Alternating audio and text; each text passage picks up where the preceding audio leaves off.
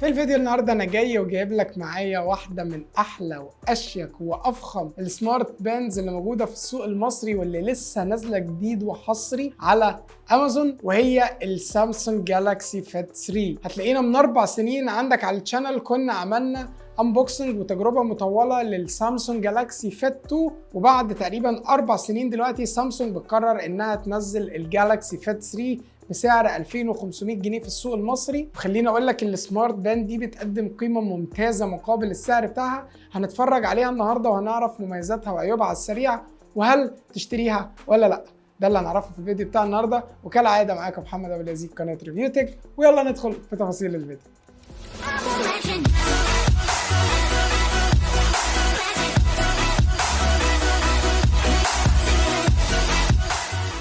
طيب الجالاكسي فيت 3 واحدة من أكتر السمارت باندز اللي اتطلبت مني على الشانل الفترة اللي فاتت.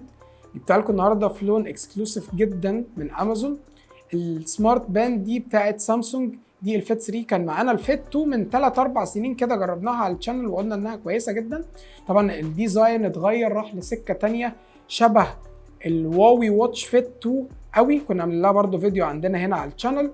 طبعا احنا جايبينها سيلد من امازون وعايزين نجربها، وحابب اشكر صاحبي اسلام عبد الرشيد، هو اللي اداني الفرصه اني اصور الواوي واتش فيت 3. ولو عايزين مقارنه بينها وبين الواوي باند 9 قولوا لي في الكومنتس، وان شاء الله هعمل لكم فيديو عن مقارنه دي مع الواوي باند 9. طيب تعالى مع بعض كده نفتح البوكس. طيب فكينا السيلد يمين وشمال كده، وبتلاقي خط كده زي الدرج بتشد. واو، انا بحب يا جماعه الباكجينج بصراحه بتاع سامسونج، جامد قوي بصراحه، جامد قوي. بص منظر الباند وهي قاعده جوه، حاطين حته كرتون صغيره كده عشان تفتحها وتطلع الباند على طول. وعندك يعني المكان ده، واو، دول حاطين هنا تحت كتيب التعليمات اهو. وعندك هنا في الجنب مخبيين سلك الشاحن. واو، بلس بوينت تضاف للباند ديت، وهي ان سلك الشاحن بتاعها بيجي من نوع تايب سي، و2 بينز كده صغيرين بيركبوا في الباند اكيد من ورا. طيب نيجي بقى للباند نفسها، واللي بصراحة الخامات بتاعة التصنيع بتاعتها فظيعة فظيعة. الاستراب ده يا جماعة الإحساس والملمس بتاعه هاي كواليتي بطريقة فظيعة، بيفكرني بالاستراب بتاع الواتش 5 والواتش 6 بتوع سامسونج برضو. مصنوع من خامة جميلة قوي قوي قوي قوي.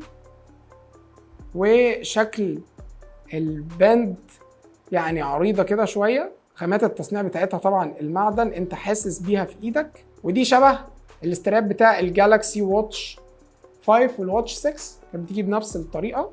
عندك من ورا هنا السنسورز، وبرضو عندك الخطين او المربع الصغير الاسود ده، اللي لو انت كليكيت عليه، عملت عليه كليك كده، تقدر انك تشيل الباند او الاستراب بتاع الباند اهو.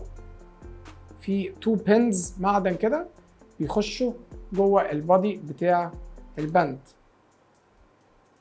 بتكليك جوه كده خلاص هي قفلت. طيب تعالى نفتحها مع بعض. طبعا احنا هنا معانا الجالاكسي اس 23 الترا، وهنا انا اول بص ما فتحتها جنبها قال لي عايز تكونكت مع الفيت 3 اللي قدامك ديت ولا لا.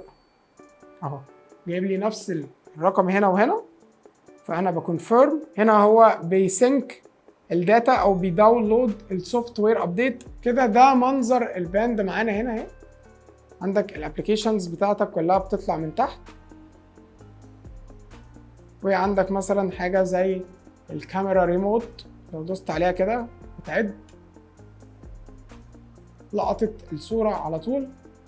عندك الميديا كنترولر، تتحكم في الميديا بتاعتك من الباند. عندك فايند ماي فون،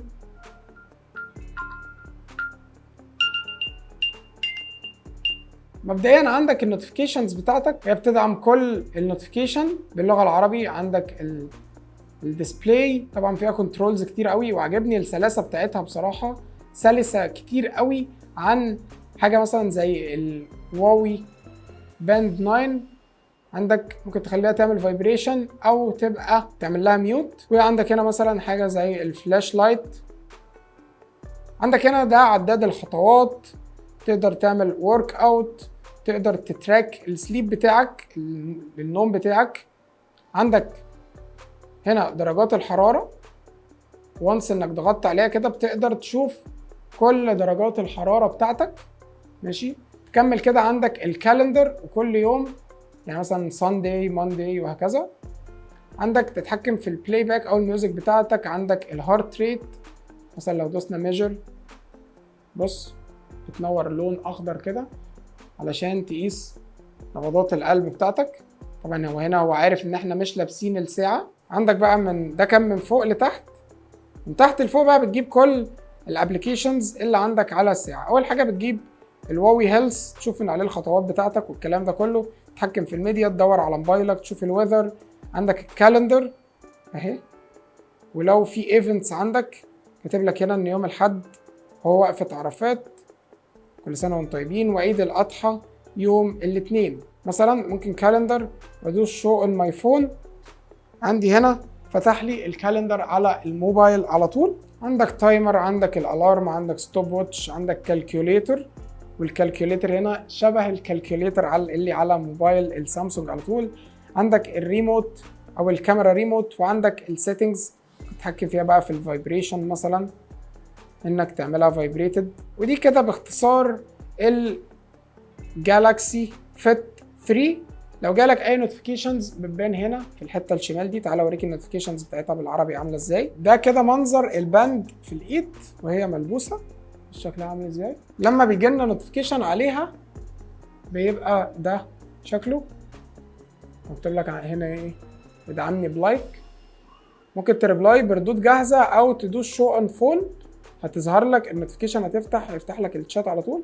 ممكن تريبلاي بقى بحاجه من دول، مثلا تروح دايس يس بليز مثلا، فكده هتبعت للطرف الثاني على طول المسج بتاعتك.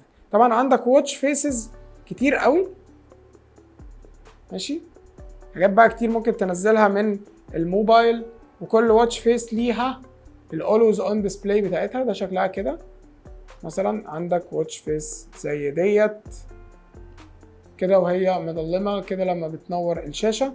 طبعا اللي لاحظته في الباند ديت ان البطاريه بتاعتها بصراحه بتخلص بسرعه. عندي تخوف انها تقعد اسبوع واسبوعين زي ما هما بيكتبوا، فاي ثينك ان البطاريه بتاعت الباند دي كعاده ساعات سامسونج تبقى تقريبا 4 ل5 ايام ماكسيموم. وبس كده، دي كانت كل حاجه انت محتاج تعرفها عن الجالاكسي فيت 3. خليني اقول لك ان السعر بتاعها كويس بالنسبه ليها انها باند من سامسونج. طبعا خليني اقول لك ان سامسونج التسعيره بتاعتها بتبقى عاليه شويه عن حاجه مثلا زي الهواوي باند 9، واللي هي معانا هنا بالمناسبه، وهنعمل لها مقارنه الفيديو الجاي مع الفيت 3، لان الاثنين نازلين في نفس السعر تقريبا، فرق بينهم حوالي 500 جنيه. اتاكد انك عامل سبسكرايب للشانل علشان الفيديو ده لما ينزل تقدر تتفرج عليه وتعرف تشتري الفيت 3 ولا تشتري الباند 9. ولكن انا عندي بس بصراحه كومنت صغير قوي، ان في منافس لديت بسعر ارخص منها كمان 2350، وهو الريدمي واتش 3 اكتيف. الريدمي واتش 3 اكتيف من شاومي هي سمارت واتش مش سمارت باند بس، ففيها كل الفيتشرز اللي موجوده هنا، زائد انها فيها مايك وسبيكر تقدر تعمل منها مكالمات. فده للاسف بيصعب المهمه على الجالاكسي فيت 3 انك تشتريها. انا بصراحه لو معايا البادجت مش هروح للجالاكسي فيت 3، ولكن هروح للشاومي واتش 3 اكتيف، لان فيها مايك وسبيكر سمارت واتش اقدر اعمل منها مكالمات، which حاجه مش موجوده هنا في الجالاكسي فيت 3 للاسف. اللينك بتاع الفيت 3 هتلاقيه موجود تحت في الديسكريبشن لو انت حابب تشتريها. واستنوا الفيديو الجاي ان شاء الله هيبقى مقارنه مع الباند 9 اللي سعرها 2000 جنيه، نشوف يا ترى تشتريها ولا تشتري السامسونج جالاكسي فيت 3. وبس كده، يا ريت لو الفيديو عجبكم ما تنسوش تعملوا لايك للفيديو، سبسكرايب في القناه، وتفعلوا الجرس عشان اي فيديو جديد اول ما ينزل يوصل لكم على طول. ونتقابل في الفيديوهات الجايه، والى لقاء اخر ان شاء الله. سلام.